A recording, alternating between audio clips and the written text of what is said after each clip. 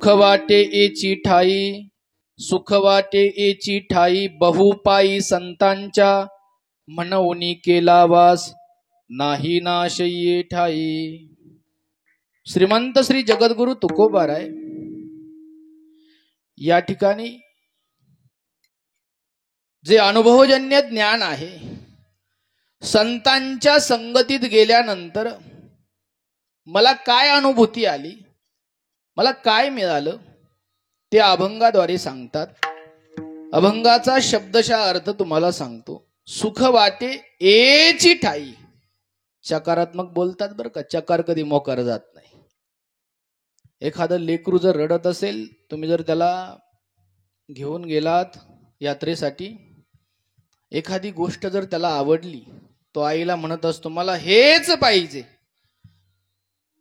त्याही पेक्षा भारी वस्तू त्याला द्या, तो त्याला हात लावणार नाही.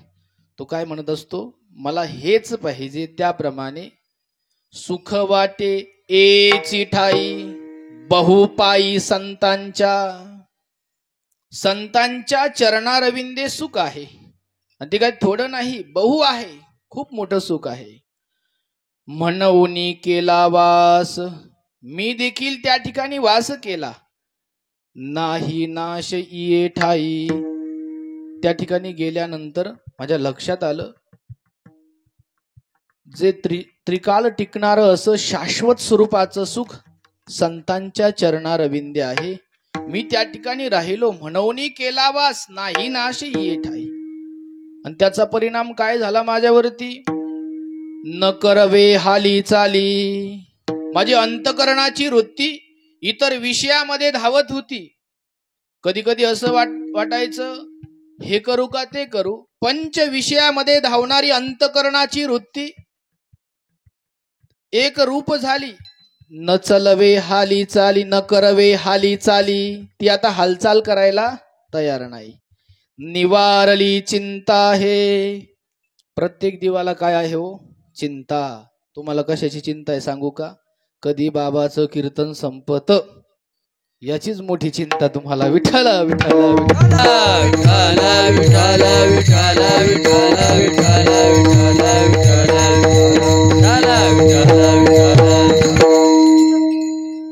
लक्षात राहू द्या. चिंता जिंदे को जलाती है, चिता मुर्दे को जलाती है. कोणासोबत जळायचं ठरवा तुम्ही, चिंतेसोबत जळायचं का चितेसोबत. जळावं तर दोघालाही लागतं. निवारली चिंता आहे. तुका म्हणे निवे तनु, तनु म्हणजे शरीर. शांत झालं, शीतल झालं शरीर.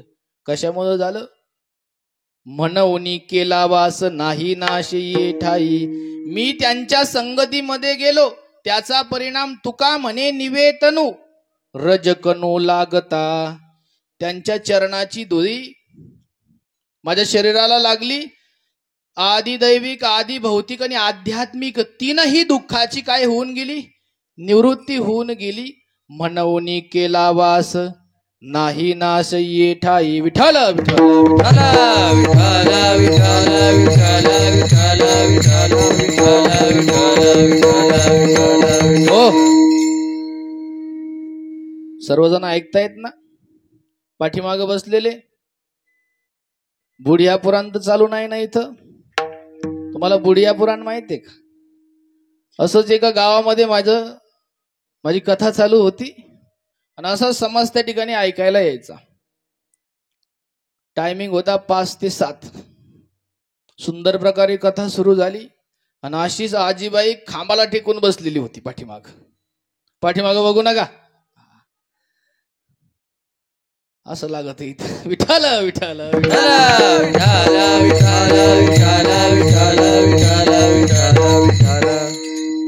मी म्हटलं आजीबाई कथा ऐकतायत ना? आजीबाई हा नाही काहीच नाही अशी बघत होती माझ्याकडे. नेमकं काय व, मी कथा सांगण्यास सुरुवात केली. 15 मिनिटं झाली मी सांगत होतो सीता मातेचा प्रसंग. राज दरबारात राहिलेल्या माऊली वनवासात कशा चालतात, आणि म्हातारी रडायला लागली. हो, म्हटलं झालंच काय. 15 मिनिटं झाले, 20 मिनिटं झाले, आजी काय रडायचं थांबा ना. म्हटलं माझं काही चुकलं की काय. माझ्या लक्षात आलं, आमचे बाबा शिकवताना सांगायचे, आपण जेव्हा वक्तृत्व समोर एखाद्याच्या सादर करतो ना, त्यामध्ये षड्रस उतरली पाहिजे. म्हटलं करुण रस सुरू दिसतो इथं. आजी माझ्याकडेच बघत होत्या. 15 मिनिटं झाले, 20 मिनिटं झाले, अर्धा तास होऊन गेला, पण आजीचं काय डोळ्याचं पाणी थांबा ना. मी कथा 1 तास 1.5 तास सांगून झाली, पण आजी रडायचं थांबा ना. पूर्ण 2 तास झाले. कसं असतं, मास्तर तोच हुशार असतो. पोरं पळून जाण्याच्या अगोदर शाळा सोडून द्यावी लागते पोरांची. मी लगेच पुंडलिक वरदेव करून टाकलं. सर्वजण दर्शनाला, ही नारदाची गादी आहे, दर्शनाला आलेत. आजीबाई देखील काठी टेकत टेकत टेकत आले. माझं लक्ष आजीबाईकडं. सर्व दर्शन घेऊन गेले. आजीबाई समोर आल्या, दर्शन घेतलं. मी म्हटलं आजीबाई कथा खूप समजली वाटतं. आजीबाई काय म्हणते ऐका. दोन्ही हात वर केले, कानाला लावले, म्हटले बाबा ऐकूच येत नाही. काय झालं, मागच्या हप्त्यात माझं एक बोकड मरण पावलं. त्याची दाढी तुझी दाढी सारखीची. तुला बघितली की त्याची आठवण येते मला. विठ्ठल विठ्ठल विठ्ठल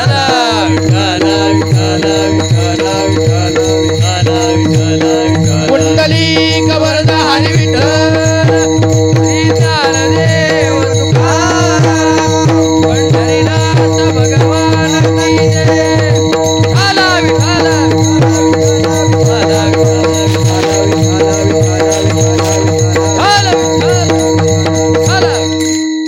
बघा माझ्या मनात काय चाललं ना आजीच्या मनात काय चाललं.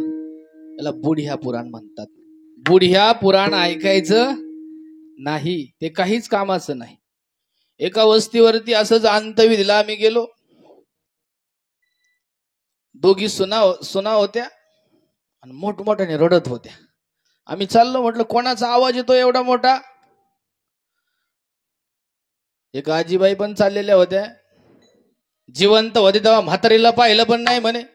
आतालाही पगळ येऊ राहिला का त्यांना. म्हटलं आजी थांबा, तुम्हीच जाताल म्हटलं. गेलो, निघाली अंतयात्रा. मला एक वेळ लग्नाला एखाद्याच्या जायला आवडत नाही, पण अंतयात्रेला मला समजल्यानंतर मी जात असतो. मला आवडतं तिथं जाण्यासाठी. आम्हाला दुःखामध्ये बोलवा, सुखात नका बोलवू तुम्ही. जेव्हा दुःखात आम्हाला बोलवताल ना, तेव्हा आमच्या लक्षात येतं की तुम्ही आमचे. दुःखात बोलवायचं. गेलो त्या ठिकाणी. जात असताना मोठा असा जांभळीचा बाग होता. दोन्ही बाजूने जांभळी, असे सुंदर जांभळाचे फळ आलेले होते. निघाली अंतयात्रा. मोठी म्हणायची काळ निर ग काळ निर. दुसरी म्हणायची येताय ग येताय. बाकीच्याला वाटायचं अरे काय रडतायत, काय प्रेम आहे सासूवरती. कोणाच्याच लक्षात येईना फॉल्ट काय झालं नेमकं. मी एकाला विचारलं, तो नाही महाराज ते आकडे तुम्हाला नाही समजायचे म्हणे. म्हटलं काय झालं. ती मोठी म्हणत आहे ते बघ काळ निळ आहे काळ निळ जांभूळ. लहानी म्हणती आता नाही खाता येणार, येता ये ग येता ये. येतानी पाहू त्याच्याकडं. सासूसाठी रडे सून भाव अंतरीचा, असं कधीच ऐकायचं नाही. विठ्ठल विठ्ठल विठ्ठल विठ्ठल विठ्ठल विठ्ठल विठ्ठल विठ्ठल. अभंगामध्ये जगद्गुरु तुकोबाराय. अभंग जर आपल्या डोळ्यासमोर ठेवला, पूर्णतः विरोधाभास आपल्याला दिसेल. ज्यांचं जीवन भगवंताशी एकनिष्ठ आहे, बोलायचं झालं तर बोलणेची नाही आता देवाविन काही. नाचू पंढरी चोहटा. पंढरीचं वर्णन करत असताना मोठा आनंद महाराजांना. स्वरूपदृष्ट्या चिंतन करत असताना भगवंताच्या स्वरूपाचं जे चिंतन करतात, नामाच्या ठिकाणी ज्यांची वृत्ती एकनिष्ठ आहे देवाच्या, आणि आज संतांच्या संबंधाने या अभंगात बोलत आहे, हे लक्षात राहू द्या. हे कसं लावायचं आता. ज्यांचं जीवन देवा सोबत एकनिष्ठ आहे, आणि आज कोणाच्या संबंधाने बोलतात, संतांच्या. साधक मंडळी तुकोबारायांकडे गेले. महाराज अहो तुमचं जीवन एवढं एकनिष्ठ आहे देवासोबत, ते आम्ही शब्दात बोलू शकत नाही. कारण तुम्ही ज्या भूमीवरून चालता, तुम्ही गेल्यानंतर ती माती आम्ही हातात घेतल्यानंतर मातीतून देखील विठ्ठल विठ्ठल विठ्ठल असा नाद येतो. एवढं तुम्ही वाहून घेतलंय देवाच्या चिंतनामध्ये, आणि आज तुम्ही आम्हाला सांगतात संतांकडे बोट करतायत. महाराज हे कसं लावायचं आम्ही? संतांच्या संबंधाने तुम्ही बोलत आहात. तुमचं किती प्रेम आहे देवावरती. ज्याप्रमाणे एखाद्या लोभी व्यक्तीचं धनावरती प्रेम असतं ना, आम्हाला रायन तैशा परी, आम्हाला रायन तैशा परी, आम्हाला रायन तैशा परी, आम्हाला रायन तैशा परी. सर्व भावे लोभ्या आवडे हे धन, आवडे हे धन, सर्व भावे लोभ्या आवडे हे धन. आवडे तू माझा. आम्हाला रायन तैशा परी, आम्हाला रायन तैशा परी, आम्हाला रायन तैशा परी. असे जर प्रमाण दिले तांबडं फुटल बर का. आणि तुम्ही सावध बसा, असं गोळी सारखंच प्रमाण येऊ राहिलं. मी जर हुकवलं की लागल एखाद्याला. सर्व भावे लोभ्या आवडे हे धन, आम्हा नारायण तैशा परी. लोभी पुरुषाला धन किती आवडतं दृष्टांत देऊन सांगतो. असंच पूर्वीचा काळ, इथलं नाही सांगत, नदीच्या पलीकडचं सांगतो. मयेच्या तीरावरती वसलेलं सुंदर असं गाव, आणि त्या गावामध्ये सुंदर पाटलाचा वाडा, सुंदर त्या पाटलाचं जीवन. 72 वर्षाचं वय पाटलाचं झालं, पण पाटलाने 1 रुपया दुसऱ्याला कोणाला द्यावा ना. अहो चहात जरी माशी पडली ना, अशी माशी धरणार तेव्हा बाजूला. एवढा त्याचा लोभ धनामध्ये होता. गावातले जसे काय आप्पांसारखे मंडळी त्याचे मित्र होते वारकरी. त्याला म्हणे, पाटील साहेब 72 वर्षाचं वय झालं तुमचं, एकदा देखील वारीला आले नाही तुम्ही. उरलं ते आता देवाला समर्पित करा ना. कोरोनातून वाचले ना आता तुम्ही. बर्वे झाले आजीवरी, बर्वे झाले आजीवरी, नाही पडिलो मृत्यूचे आहारी, नाही पडिलो मृत्यूचे आहारी. वाचून आलो येतवरी, आलो तवरी. उरले ते हरी तुम्हा समर्पण, दिला या काळे अवकाश, दिला या काळे अवकाश.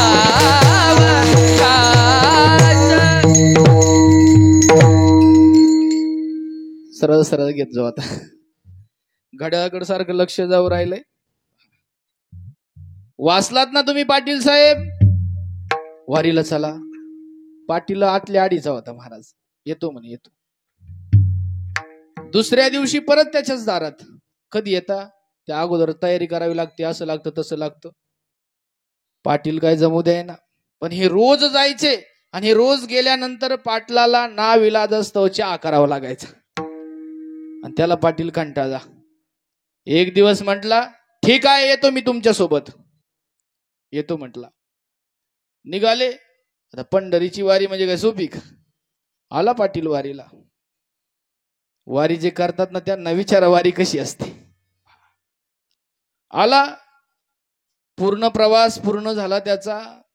चंद्रभागेचं स्नान केलं. मित्राने सांगितलं, हे बघ तुम्ही पहिल्यांदा आलेत ना, तिथं खिशे कापणारे असतात, जपून.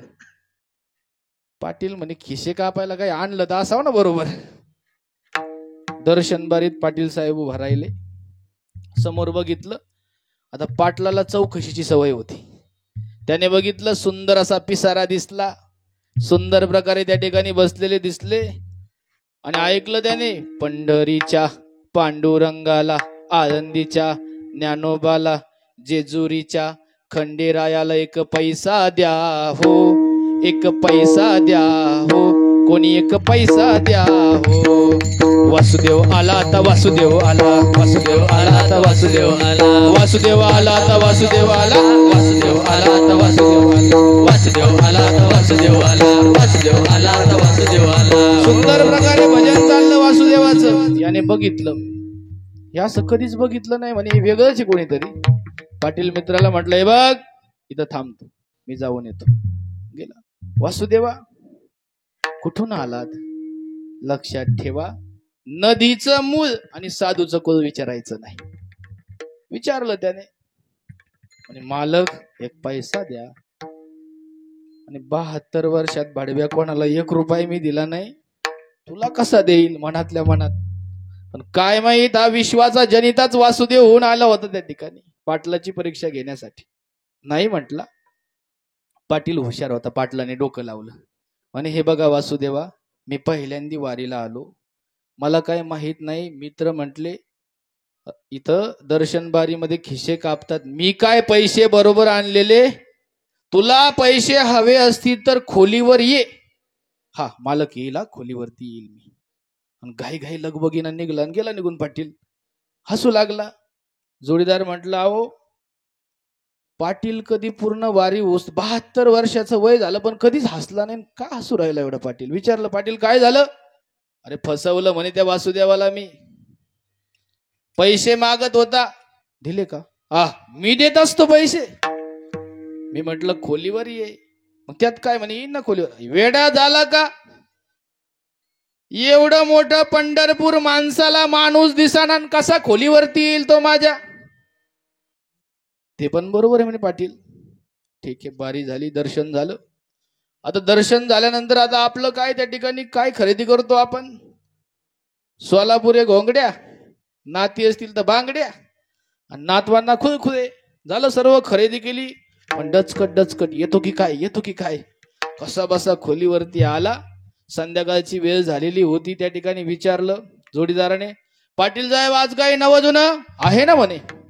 तो वासुदेव भेटला होता म्हणे, पैसा मागत होता, दिला का? मी देत असतो पैसा. पैसा बिसा काय दिला नाही म्हणे. दोघांची चर्चा चालली, तेवढ्यात खटखट खटखट दरवाजा वाजला. जा म्हणे उघडा, कोण आहे पा. जसा दरवाजा उघडला, वासुदेव आला आता वासुदेव आला, वासुदेव आला आता वासुदेव आला, वासुदेव आला आता वासुदेव आला. वासुदेव त्या ठिकाणी येऊन हजर झाला. वासुदेवा इथं आला का? पत्ता कोणी सांगितला? मला पत्ता सांगावा लागतो का? मालक पैसा आणा. पाटील देखील फार हुशार होता महाराज, मुळा प्रवाराचं पाणी पिलेला होता तो. आणतो म्हणे. आतमध्ये गेला, पाकिट बाहेर काढलं, पुन्हा बाहेर आला. वासुदेवाला म्हटला, वासुदेवा तुला पैसा दिला असता, पण पाकिटामध्ये 450 रुपये आहे, आणि पंढरपुरापासून तर माझ्या गावाचं तिकीट 450 रुपये आहे. 1 पैसा जर तुला दिला, कंडक्टर कंबरड्यात लाट टाकील म्हणे. एक काम करा, गावाकडे या, तेव्हा पैसा देतो. गावाकडे येऊ? हा. काय ऐकता? अहो 450 रुपये घालून कोणी गावाकडे येईल का? वासुदेव यायला तयार झाला. पाटलाने दुसऱ्या दिवशी सकाळीच लवकर उठले. पाटील आले गावाकडं. आता कधी वारी केली नाही, गावाला किती आनंद झाला काय सांगायचा. संपूर्ण गावामध्ये अगदी दिवाळी सुरू झाली. पाटलाची मिरवणूक काढली, घेऊन आले. पाटलीनबाईंनी मोठं पंचआरतीचं ताट तयार करून ठेवलं होतं, वाड्याच्या द्वारावरती उभा राहिल्यात. पाटलाचं पूजन झालं. सर्व जिकडं तिकडं पांगले घरी घेऊन आले. पाटलीनबाईं, पाटील आतमध्ये बसलेले आहे, दरवाजा बंद केलेला आहे. बाहेर आजीबाई दहन करत आहे. आणि तेवढ्यामध्ये पाटलीनबाईंनी विचारलं, का हो आपलं विवाह झाल्यापासून कधीच हसले नाही तुम्ही, लई खुश आहे आज, काय भानगडी? काही नवजुनं आहे ना म्हणे. आहे. काय झालं? अरे तो एक वासुदेव भेटला होता म्हणे पंढरपुरात. पुढं पैसा मागत होता. तुम्ही दिला का? मी देत असतो पैसा, तुला माहित नाही का मी कसा आहे? दोघाची चर्चा चालली. तेवढ्यात बाहेर आजीबाई होत्या. आजीबाई, अरे घरामध्ये कोण आहे, अंगणात कोण आलं बघा. पाटलाला थोडासा संशय आला. आता कसा बसा उठला आणि आला. दरवाजा उघडला.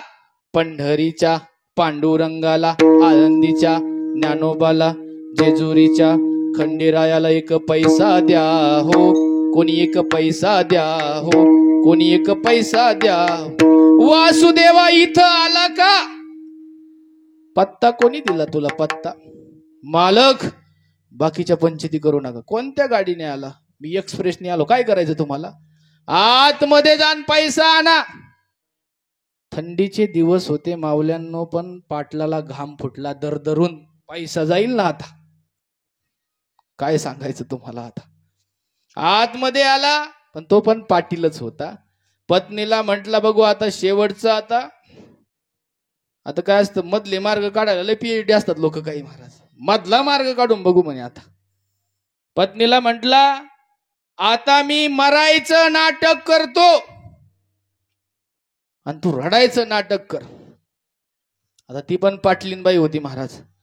तिनं लगेच शेडजा, कधी पंढरीला नाही गेले, पहिल्यांदी गेले धनी मेले.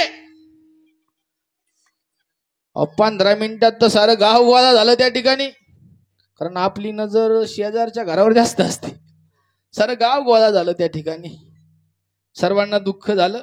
वासुदेव बसले होते कोपऱ्यात. हे वासुदेवांचं मोठं विशेष असतं. हम हमारे मस्ती में आग लगी बस्ती में. बाजूला बसलेले होते ते. एक जण असाच त्याला दया आली. त्याने बघितलं कोपऱ्यात कोणीतरी दिसतो, गावातला नाही, यांचं कोणी पाहुणा आहे का बघावा. गेला.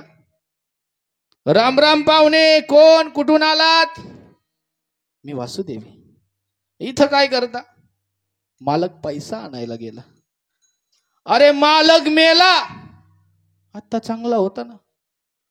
अटॅक आला. अटॅक मध्ये गेला म्हणे तो. असं झालं. वासुदेवाला दुःख झालं महाराज. खूप दुःख झालं वासुदेवाला. आणि वासुदेव म्हटला, जाऊ द्या आता. पैसा नका का देना, काय अडचण नाही. एवढ्या लांबून आलो, अंतयात्रा करून जातो ना, तसं कसं जाऊ मग आता. पहा, पाटील म्हणू लागला, हा आपला जाळ केल्याशिवाय काय जात नाही आता बुवा. अहो काय ऐकता, 3 दगड ठेवले, त्याच्यावरती पातीलं ठेवलं, पाणी उकळलं, लोक जमा झाले. गावाला दुःख. नाकातला कापूस उडू नये म्हणून पाटील श्वास देखील घेत नव्हता. किती धनात जीव असावा. कसा बसा बाहेर काढलं, घेऊन गेले. लाकडं पडले, लाकडं रचले, त्याच्यावरती पाटलाला ठेवलंय. तेवढ्यात आता आग लावायची ना. पाटलीनबाई जवळ गेली. पैशासाठी मरतो का? तरी हो नाही सू नाही. तेवढ्यात वासुदेवाला दया आली महाराज. वासुदेव जवळ आले आणि म्हटले, पैशासाठी मरतो का? पैसा सुटला. पाटील म्हणतो, पैसा सुटला? पैसा सुटला तर हा पठ्ठ्या पण उठला. विठ्ठल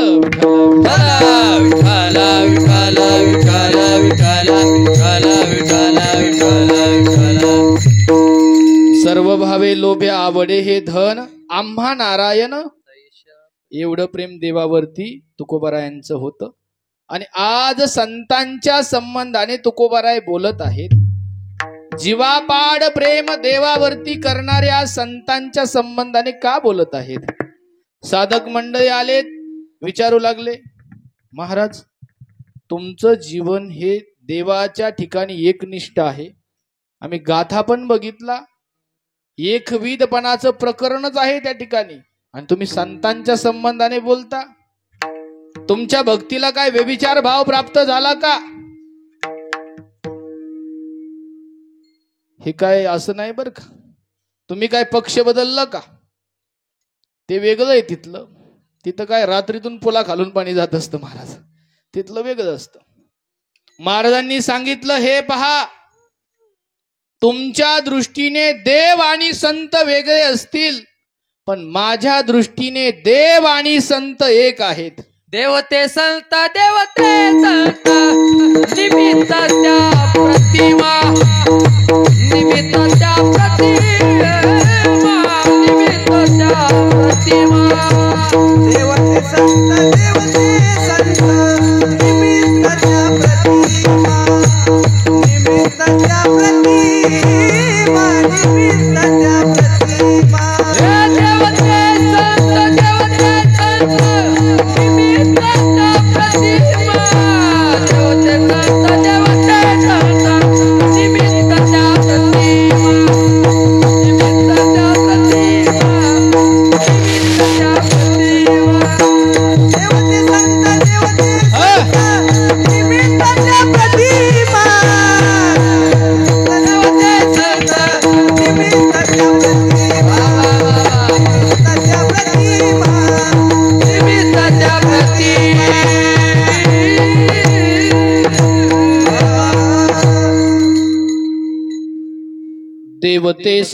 देवते संत निमित्त त्या प्रतिमा. महाराज म्हणतात आमच्या दृष्टीने देव आणि संत प्रतिमा मात्र भेद दिसत असेल पण एक आहेत. काय म्हटले? देवाचं रूप वेगळं, संतांचं रूप वेगळं, कसे एक आहेत? मग यामध्ये थोडासा आपण विचार केला तर, गौणी वृत्तीने विचार केला तर देव आणि संत एक आपल्याला दिसतील. सामर्थ्याच्या दृष्टीने विचार केला तर देव आणि संत एक आहेत. आणि स्वरूपाच्या दृष्टीने जरी विचार केला तरी देव आणि संत एक आहेत. पहिलं गौणी वृत्तीने गुणतः सादृश्य. देवाचं येण्याचं ठिकाण ज्या सुखाकारणे देव वेडावला वैकुंठ सोडोनी, येण्याचं ठिकाण वैकुंठ. आणि संतांचं येण्याचं ठिकाण येथे उपकारासाठी आले घरच्या वैकुंठी आले घरच्या वैकुंठी आले घरच्या वैकुंठी येथे उपकारासाठी आले घराच्या वैकुंठी आले घराच्या वैकुंठी आले घराच्या वैकुंठी येथे उपकारासाठी आले घरच्या वैकुंठी आले घरच्या वैकुंठी आले घरच्या वैकुंठी येथे उपकारासाठी आले घराच्या वैकुंठी आले घराच्या वैकुंठी आले घराच्या वैकुंठी. देवाचं येण्याचं ठिकाण वैकुंठ, संतांचं येण्याचं ठिकाण वैकुंठ. काय भेद आहे हो? मग देव कशासाठी या ठिकाणी येतो? यदा यदा हि धर्मस्य ग्लानिर्भवति भारत अभ्युत्थानमधर्मस्य तदात्मानं सृजाम्यहम्. धर्म रक्षावया अवतार घेशी आपुल्या पायसी भक्तजना. धर्माचं रक्षण करण्यासाठी या ठिकाणी भगवंत येत असतो. आणि संत कशासाठी येतात हो? धर्मरक्षया कारणे साधू होता ती अवतीर्णे. साधूचं येण्याचं कार्य आणि देवाचं येण्याचं परम प्रयोजन एक आहे. गुणतः सादृश्य. आणखी आता आपण विचार करू सामर्थ्याच्या दृष्टीने. देवाकडं करतुम अकरतुम अन्यथा कर्तुम शक्ती आहे. कोणाकडं? देवाकडं. कारण मुकम करोति वाचालम पंगुम लंघयते गिरिम.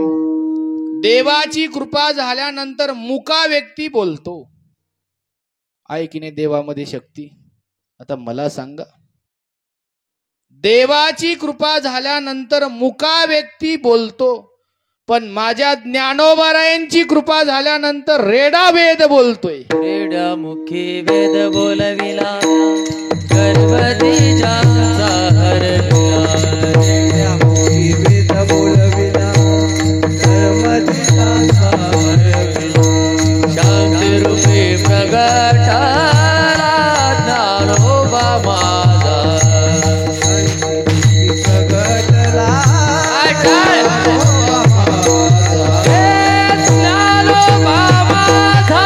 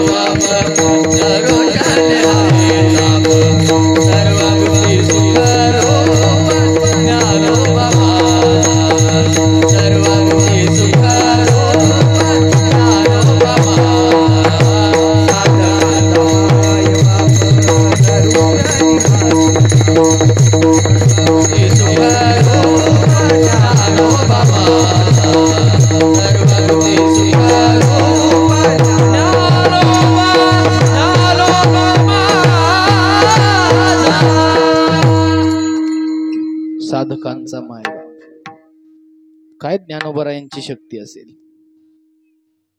या जगातील कालचा जो दिवस होता ना समाधी सोहळ्याचा, काय अंतकरण असन त्या ठिकाणी निवृत्तीनाथ दादांचं, सोपान काकांचं. साक्षात ज्ञानोबाराय समाधिस्थ होत आहेत. किती प्रगल्भ विद्वत्ता आहे. जेव्हा ज्ञानेश्वरी ग्रंथाचं आपण चिंतन करतो ना, तेव्हा ज्ञानोबाराय आपल्याला लक्षात येतील काय विद्वत्ता आहे. ज्या जगताने त्रास दिला, संन्याशीच्या पोरांनो छळवलं, हिणवलं, आपल्या मुलांना समाजाने स्वीकारावं म्हणून रात्रीच पोरांना झोपी लावून देहांत प्रायचित्त ज्या माऊलींनी घेतलं. आमचा संप्रदाय सर्वसामान्य नाही महाराज. वारकरी संप्रदायाचा जो पाया आहे ना, तो अतिशय मजबूत आहे, मजबूत आहे. असे ज्ञानोबाराय. ज्ञानोबारायांची कृपा झाल्यानंतर रेडा वेद बोलतोय. ज्ञानोबारायांची कृपा झाल्यानंतर जड भिंत चालते. ज्ञानोबारायांची कृपा झाल्यानंतर स्त्रियेचा तो केला पुरुष उभा. करतुम अकर्तुम अन्यथा कर्तुम शक्ती आहे. म्हणून देव आणि संत एक आहेत. विठ्ठल विठ्ठल विठ्ठल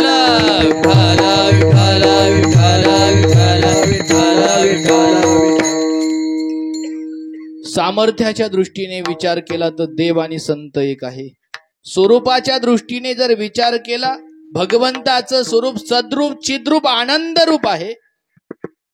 आणि आमच्या तुकोबारायांचं स्वरूप तुकिता तुलनेसी ब्रह्म तुकासी आले, चरणी मस्तक टेविले, आरती तुकारामा, स्वामी सद्गुरु धामा, सचिदानंद मूर्ती. स्वरूपाच्या दृष्टीने देखील एका बाजूला जर ब्रह्म ठेवलं आणि एका बाजूला तुकोबारायांना ठेवलं तर पारड बरोबरीत आहे.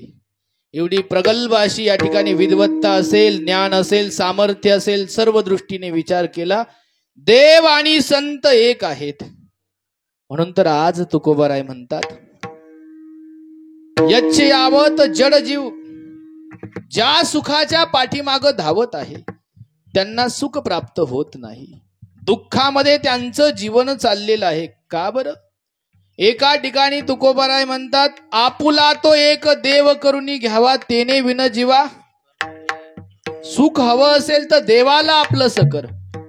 आणि एका ठिकाणी म्हणतात, तुका म्हणे सर्व सुख त्या संगती, घडेल पंगती संतांची या. आणखी एका ठिकाणी पुण्यवंत भावे घेता सज्जनाची नावे. हरिमुखे म्हणा पुण्याची गणना. हरीचं नाव घेतलं तर पुण्य प्राप्त होईल आणि संतांचं नाव घेतलं तर पुण्यवंत व्हाल. या ठिकाणी वंत वेगळं असतं आणि वान वेगळं असतं. वान म्हणजे कसं, एखादा हौद भरलेला आहे, त्या हौदाला आपण जलवान म्हणायचं. काय म्हणायचं? जलवान. आणि समुद्र आहे त्याला काय म्हणतात? जलवंत. एका ठिकाणी एक वचन आणि एका ठिकाणी अनेक वचन आहे. देवाची साधना केल्यानंतर पुण्यवान बनाल, पण संतांच्या नावाचं, संतांचं जर चिंतन केलं तर काय बनाल? पुण्यवंत बनाल. मग वान बनायचं का वंत बनायचं? ते हे प्राणा परवते मज आवडती निरुते, जे भक्त चरित्राते प्रशंसती. देवाची केलेली सेवा ही देवाची होईल, परंतु संतांची केलेली सेवा ही संतांची पण होते आणि देवाची पण होते. म्हणून जगद्गुरु तुकोबाराय आपल्याला सुखाचा योग्य मार्गक्रमण करत असताना, तुम्हाला सुख हवं आहे ना, सुख हवं ज्यांना असेल त्यांना हरीची गरज आहे. कोणाची गरज आहे? सुखरूप ऐसा दुजा कोणी सांगा, माझ्या पांडुरंगा सारिका. या जगाच्या पाठीवरती फक्त देवच सुखरूप आहे आणि त्याच्यापर्यंत जर जायचं असेल तर अगोदर कोणाला शरण जावं लागतं? हरी प्राप्तीसी उपाय धरावे संताचे ते पाय, धरावे संताचे ते पाय, धरावे संताचे ते पाय.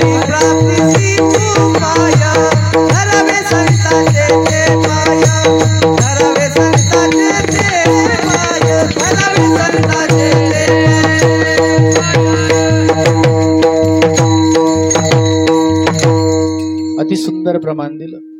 हरी प्राप्तीसी उपाय धरावे संतांचे ते पाय, संताविन प्राप्ती नाही. म्हणून या ठिकाणी तुकोबराय म्हणतात, देवाला प्राप्त करायचं असेल तर अगोदर संतांचा सहवास जीवनामध्ये घडला पाहिजे. आणि त्यासाठीच तुकोबराय म्हणतात, सुख हवं असेल तर कुठं जा, सुख वाटे हे चिठाई, सुख वाटे हे चिठाई, सुख वाटे हे ठाये ठाये, सुख वाटे ठाये. बहु पायी वाटा करे बहु पायी संतांचा मन बोले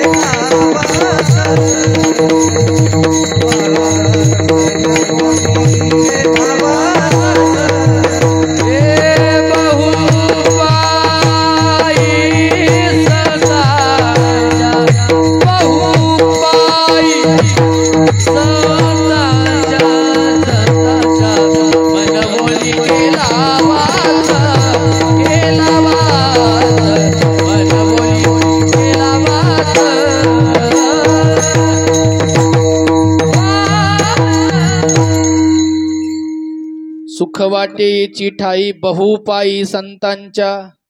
संतांना शरण जावं लागेल. आता संत कोणाला म्हणायचं हा मोठा प्रश्न आहे. आता सुखाला समोर ठेवायचं. सुख वाटे एची ठाई बहुपायी संतांच्या. संतांकडच का सुख राहत, इतरत्र का राहत नाही ते? एका ठिकाणी सुख आहे, एका बाजूला संत आहे आणि एका बाजूला जीव आहे. डोळ्यासमोर आठवा, जीवाकडं सुख का जात नाही? कारण जीवाचं असं आहे, सर्व सुखाची आशा जन्म गेला. जन्माला आल्यापासूनच माझं माझं जीवाने म्हणायला सुरुवात केली. ममत्व भाव स्वतःकडे जर घेतला तर तिथं सुख जात नाही. आणि या ठिकाणी संतांचा जर विचार केला, विषय तो त्यांचा झाला नारायण, न आवडे जनधन माता पिता.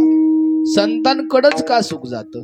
संतांचं जीवन कसं असतं एक दृष्टांत देऊन सांगेल. भजन करा विठ्ठल विठ्ठल विठ्ठल विठ्ठल विठ्ठल विठ्ठल विठ्ठल विठ्ठल विठ्ठल. सर्वांना माहित असेल, ज्या महात्म्याने तुमच्या गावात कार्य केलं ना, वैकुंठवासी देवीदासजी महाराज गुट्टे.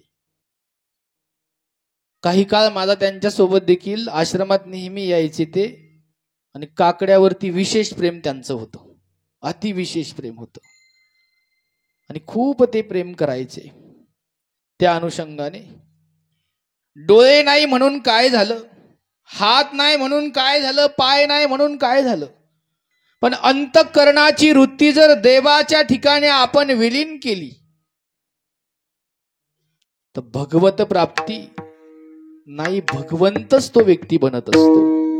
कुर्मदासांचं जीवन सर्वांना माहीत आहे. गावामध्ये भजन सुरू होतं. महाराजांनी सांगितलं, तो विश्वाचा मालक, कर्तुम अकर्तुम अन्यथा कर्तुम, ज्याच्याकडे शक्ती आहे, पंढरीश पांडुरंग परमात्मा. जो कोणी त्यांना शरण जाईल त्याला कधी मोकळ्या हाताने पाठवलं नाही. कुर्मदास त्यांची विवेकी वृत्ती जागृत झाली. प्रवचन कीर्तन का ऐकायचे? या ठिकाणी आल्यानंतर हा जो दरबार आहे ना, हा सत्वगुण प्रधान दरबार आहे. या ठिकाणी आल्यानंतर रजगुण आणि तमगुण बाजूला जातात आणि सत्वगुण वाढत असतो. म्हणून ही साधना महत्वाची. कुर्मदासांच्या जीवनामध्ये तेच घडलं. कुर्मदासांनी मनोमन ठरवलं, मी पंढरीची वारी करील. निघाले कुर्मदास. हात नाही, पाय नाही, ओंडक्याप्रमाणे शरीर आहे. वारीसाठी निघाले. विठ्ठल विठ्ठल विठ्ठल भजन करत करत कुर्मदास चाललेले आहेत. अंगावरचं कातडं गेलंय, हाडांचा सापळा आहे. सोलापूर हवेजवळ आला. मोडलिमचं जंगल लागलंय, जवळ कोणीच नाही. दुपारची वेळ आहे. सूर्यदेव असे डोक्यावरती आलेले होते. भजन चालू होतं, विठ्ठल विठ्ठल विठ्ठल. भजन करत असताना खड्डा लक्षात आलं नाही, धाड दिशी खड्ड्यामध्ये पडले कुर्मदास पाठीवरती. जवळ कोणीच नाही. रक्ताच्या थारोळ्यामध्ये चिखलामध्ये माखलेलं शरीर आहे. विठ्ठल विठ्ठल विठ्ठल ज्यांचं भजन सुरू आहे. देवा, अरे किती माझी परीक्षा बघतोस रे भगवंता. भगवंता, तुला बघितल्याशिवाय शेवटचा मी श्वास घेणार नाही रे देवा. जसं लेकरू आईला जसं आळवतं ना, तसे माझे कुर्मदास त्या भगवंताला आळवत होते. जवळ कोणीच नाहीये त्यांच्या. रक्ताच्या थारोळ्यामध्ये त्या चिखलामध्ये शरीर माखलेलं आहे. तेवढ्यात बाजूने वारकरी पंढरीच्या दिशेने निघालेले होते. कुर्मदासांच्या कानावरती सोर पडला. वारकरी दादा, आवाज दिला. वारकऱ्याने बघितलं, जवळ तर कोणीच नाहीये. स्तब्ध झाला वारकरी. पुन्हा एकदा आवाज आला, वारकरी दादा. बघितलं. थोडं अंतर चालत गेल्यानंतर कुर्मदास रक्ताच्या थारोळ्यामध्ये पडलेले होते, पालथे पडलेले होते. पाठीवरती कातडं राहिलेलं नव्हतं. विठ्ठल विठ्ठल भजन सुरू होतं. वारकऱ्याच्या डोळ्यातून घळा घळा घळा घळा अश्रू व्हायला लागले. वारकऱ्याने बघितलं, अरे एवढा एकनिष्ठ भक्त कोण आहे हा? कोण आहे हे महात्मे? महात्मे कोण आहात तुम्ही? आणि इथं का आलात? कोणी आणून टाकलं तुम्हाला? वारकरी दादा, मला कोणी आणलं नाही रे. मी कीर्तन ऐकलं होतं. पंढरीश पांडुरंग परमात्मा अंधाऱ्याला डोळे पांगुळ्याला पाय देणारा आहे आणि मी त्याच्या भेटीसाठी निघालेलो आहे.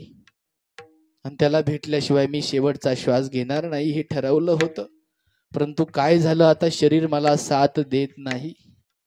त्या भगवंताला म्हणावं, त्या विठाईला म्हणावं, तुझं एक लेकरू मोडलिमच्या जंगलामध्ये पडलेलं आहे, शेवटचे श्वास घेत आहे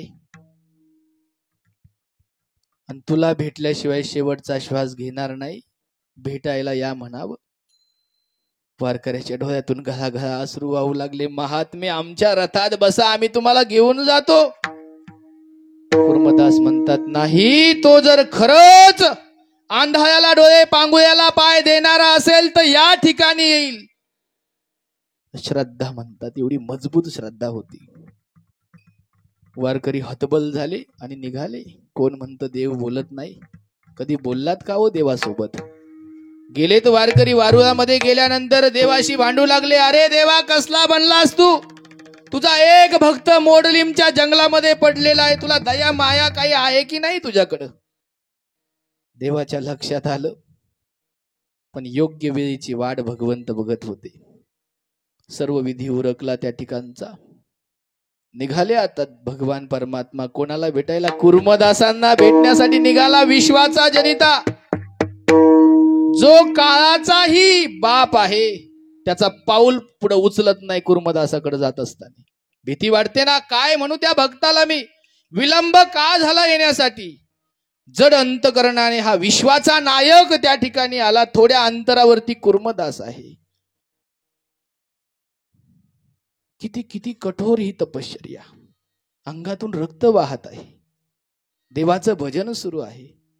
देवाला राहवलं नाही. देव त्या ठिकाणी गेले आणि घळा घळा घळा देवाच्याही डोळ्यातून अश्रू सुरू आहे. कुर्मदास म्हणतात, देवा, मला विश्वास होता तू येशील. या जगताने मला हेरवलं, छेरवलं. आंधळा म्हटलं, पांगुळा म्हटलं, हात नाही म्हटलं, ओंडक्याप्रमाणे शरीर आहे, याला कुठं देव भेटत असतो का? छेरवलं रे देवा, तू माझ्यासाठी आलास ना. भगवंत म्हणतात, कुर्मदासा, काय देऊ तुम्हाला? मागून घ्या. दिव्य शरीर देऊ का? दिव्य चक्षु देऊ का? काय हवंय ते मागून घ्या. कुर्मदास काहीच बोलत नाही देवासमोर. देवाला म्हणतात, तू आलास ना, मला माहिती आहे तू देणार आहे. जेव्हा त्रेतायुगामध्ये रामप्रभूचा तू अवतार धारण केला होता आणि सीता मातेला रावण घेऊन चालला होता, जटायू काकांनी त्या ठिकाणी रावणासोबत युद्ध केलं. पंख तुटले होते, ते देखील रक्ताच्या थारोळ्यात पडले होते. कारण दशरथ राजा आणि जटायू काका मित्र होते. त्या ठिकाणी गेला होताच. जटायू काकांना मांडीवरती तू घेतलं होतंस, काय मागितलं काकांनी? काका म्हणतात, रामा अरे मला काहीच नको. दशरथाला जे मांडीवर मरण्याचं भाग्य प्राप्त झालं नाही ते आज या जटायूला प्राप्त आहे. हेच हवंय मला, बाकी काहीच नको रे, दुसरं काहीच मागितलं नाही. ती शबरी माता भिल्ल समाजाची माता आहे. वडिलांना विचारलं, हे प्राणी कशासाठी आणलेस? तुझा विवाह आहे ना, त्यासाठी हे अन्न आणलंय. यांना मारणार आणि माझा विवाह तुम्ही करणार? रात्रीच ती माता जंगलामध्ये वृद्ध साधूच्या आश्रमामध्ये राहिल्यात. साधूंनी गुरूंनी सांगितलं, तो भगवान परमात्मा तुला भेट देईल. ती माता रोज वाट बघते, रोज माझा देव या रस्त्याने येईल. सर्वत्र फुलं सारवण सर्व काही करून ती शबरी माता, माझ्या देवाला बोर आवडतात ना, अगदी सुंदर सुंदर अगोदर बघितले बोर कशी आहेत, साठवून ठेवले देवासाठी. देवा कारणे भाव तस्मात, बाकी काही लागत नाही भगवंताला. गेलास ना त्या ठिकाणी, त्या मातेला पण मांडीवरती घेतलंच ना. काय मागितलं मातेने? काहीच मागितलं नाही. देवा, कुर्मदासांना आता बोलणं होत नाही. देवा अरे मला काहीच नको आहे, मला फक्त माझे जे शेवटचे श्वास राहिलेले आहेत ना, तुझ्याकडं बघत बघत मला ते पूर्ण करायचे आहे. हेच माझं मागणं आहे. यांना म्हणतात संत. म्हणून तुकोबाराय म्हणतात, सुख वाटेची ठाई बहुपायी संतांच्या. संतांनी देवावरती एवढं ऋण केलेलं असतं, संतांचा शब्द देवाला टाळता येत नाही, एवढी ताकद संतांमध्ये आहे. तुकोबाराय म्हणतात, सुख वाटेची ठाई बहुपायी संतांच्या. मी त्यांच्याकडं गेलो आणि गेल्यानंतर काय झालं, माझ्या लक्षात आलं. आता तुकोबाराय संत होते, पण काय असतं, शाळेमध्ये शिक्षकाला जरी 12 खडी येत असेल, लिहिता येत असेल, पण जेव्हा पाटी घेतात ना, मुलांना शिकवण्यासाठी म्हणतात, अगोदर वाटी काढ, त्याला अर्धी वाटी लाव, एक दांडकं लाव, एक रे एकाचा. तद्वत हे संत आपल्याला शिकवतात. अगोदर सांगितलं, मी गेलो त्या ठिकाणी, सुख वाटेची ठाई बहुपायी संतांच्या. संतांकडे मला ते सुख दिसलं आणि मी काय केलं, म्हणून केला वास, म्हणून केला वास, म्हणून केला वास, म्हणून केला वास. नाही नाच ये ठाई, नाही नाच ये ठाई, म्हणून केला वास, म्हणून केला वास.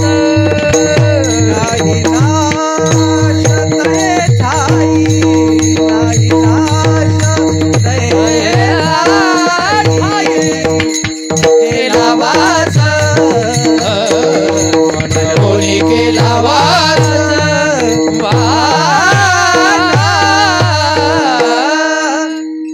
आज मी तुमच्यावर अन्याय करू राहिलोय. घड्याळ जास्त पळतंय माझं, मला टायमाच्या पुढे जायचं नाहीये. सुख वाटे याची ठाई बहुपायी संतांच्या, म्हणून केला वास. म्हणून मी त्या ठिकाणी राहिलो, वास केला, त्या ठिकाणी राहिलो. नाही नाश ये ठाई, माझ्या लक्षात आलं, संतांकर जे सद्रूप चिद्रूप आनंदरूप स्वरूपाचं जे सुख आहे, समाधान आहे, व्यापकता आहे, ती इकडं नाहीये. कारण आता चिंतन जर आपण करायला गेलो ना, जीव हा पंच विषयाच्या पाठीमागं धावतो. प्रत्येक एक विषय त्याची नागवण करून टाकतो. स्पर्श विषयामध्ये एक गुंतो, गंध विषयामध्ये एक गुंतलेला आहे, असं सर्व विषयांमध्ये प्रत्येक जण गुंतलेला आहे. वास्तविक पाहता हे 5 सर्प आपल्याला चावलेले आहेत. विषय विषयाचा पडीपाडू, गोड परमार्थ लागे कडू, कडू विषय तो गोडू. का झालं बरं हे? कारण ह्या सर्पांचं विष आपल्यावरती चढलेलं आहे. म्हणून आपल्याला प्रपंचच आवडतो, परमार्थ आवडतो का? त्याचा हा परिणाम आहे. आणि संतांच्या ठिकाणी गेल्यानंतर अंतकरणाची वृत्ती स्थिर होते. म्हणून केला वास नाही नाश. तिथं गेल्यानंतर मला समाधान प्राप्त झालं. आणि त्याचा परिणाम काय झाला माझ्यावरती? न करवे हाली चाली निवारली चिंता हे. अंतकरणाची वृत्ती जी अस्थिर होते ना ती आता स्थिर होऊ लागली. न करवे हाली चाली, आता ती हालचाल करत नाही. मला सांगा, एखाद्याला अमृताचा कुंभ मिळाल्यानंतर तो कांद्याचा रस पिईल का? नाही पिणार ना. त्याप्रमाणे संत रूपी कुंभ प्राप्त झालेला आहे. अंतकरणाची वृत्ती त्या ठिकाणी निमग्न झाली, राहिली, स्थिर झाली. न करवे हाली चाली, डोळे त्या ठिकाणी स्थिर झालेत, कान त्या ठिकाणी स्थिर झाले. सर्व इंद्रियांचा विषय हा नारायण झाला. ते आता हालायला तयार. न करवे हाली चाली निवारली चिंता आहे. प्रत्येकाला चिंता आहे ना मरणाची. तुकोबराय म्हणतात, मरण माझे मरुनी गेले. आता काहीच नाही. तुका म्हणे आम्ही झालो अग्निरूप. आता काहीच भीती राहिलेली नाहीये.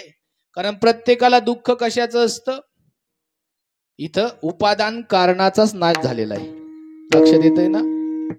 आता उपादान कारण कशाला म्हणतात हे सांगायला लागलो तर तिसरंच कारण उभं राहायचं. व्याख्या सांगून जाईल. ज्या कारणाचा ज्या कार्यात प्रवेश असून ते कार्य त्या कारणाशिवाय राहू शकत नाही, त्या कार्याच्या त्या कारणास उपादान कारण असं म्हणतात. हे असे कपडे घालून उभं राहणं सोपं आहे का? अभ्यास करावा लागतं भाऊ, त्याला सोपं नाही ते. आणि तुमच्या समोर जे महाराज आहे ते अंगठे पण नाही, M.Com LLB बरं का. मी हे पण सांगेल तुम्हाला. विठ्ठल विठ्ठल विठ्ठल विठ्ठल विठ्ठल विठ्ठल विठ्ठल विठ्ठल. शास्त्र शिकणं फार अवघड असतं. आता हे एवढं सुंदर म्हणतात, हे काय सोपं आहे का शिकणं? किती त्यासाठी अगदी गळ्यातून रक्त वतावं लागतं तेव्हा ते येत. एखाद्याला जर म्हटलं इथं येऊन उभा राहून थोडंसं बोलता येतं का? ही गुरुची कृपा, शास्त्राचा आशीर्वाद, सर्व काही लागतं तेव्हा हे जमत असतं. या ठिकाणी अंतकरणाची वृत्ती स्थिर झाली. मनोनिया केला वास नाही नाश ये ठाई. आणि परिणाम काय झाला शरीरावरती? अभंगाचं शेवटचं चरण. तुका म्हणे निवेतनो निवेतनो, तुका म्हणे निवेतनो.